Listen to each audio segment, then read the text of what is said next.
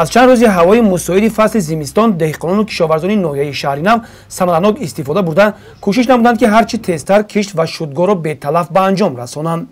айни ҳол кишт ва шудгори тирамоҳӣ дар хоҷагиҳои хурду миёнаи ноҳия аз ҷумла дар хоҷагиҳои ба номи Ибодулло Меликмуродов, Исохон Ҳамзаев ва хоҷагии деҳқонии Наврӯз ба итмом расида, хоҷагидорон заминҳоро барои кишти баҳорӣ омода менамоянд.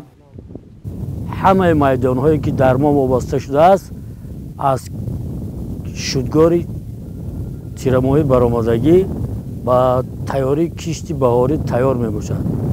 дар хоҷагӣ 1265 гектар замини кора мебошад ки 700 гектарашро лалми мебошад, боқимонда заминҳои обӣ.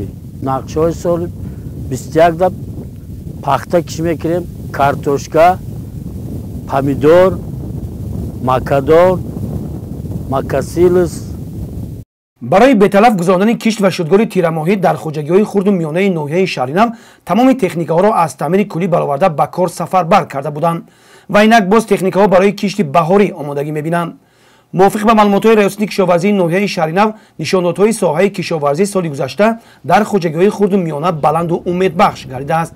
ҳамчунин хоҷагидорон барои гузарондани зимистони имсола дар фермаҳои молии ширӣ ба таври кофӣ хӯроки чорво захира намуданд.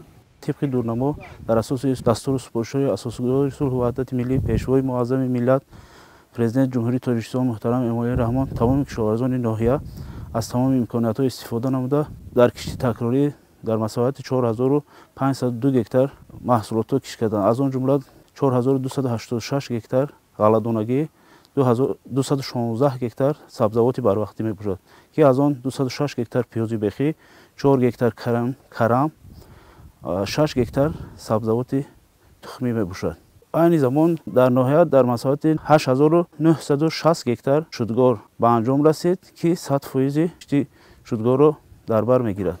برای آمادگی در کشتی بهاری کشاورزان ناحیه از تمام امکانات‌ها استفاده نموده ذخیره تخمی رپرودوکسیای بلند را ذخیره نموده آماده میباشند. برای برمحل انجام دادن این تدبیر فراوان حاصلی که در بعضی خواجگی‌های دهقانی خرد باقی مانده است، در ناحیه شهر نو از حساب متخصصان با تجربه سیتات تشکیل کرده شده است و اعضای آن پیوسته رفت کار را نظارت می‌نمایند. گزارش خورشید حلیموف، صاحب نور عبدالرسولov از ناحیه شهر نو برای برنامه اطلاعاتی نوید.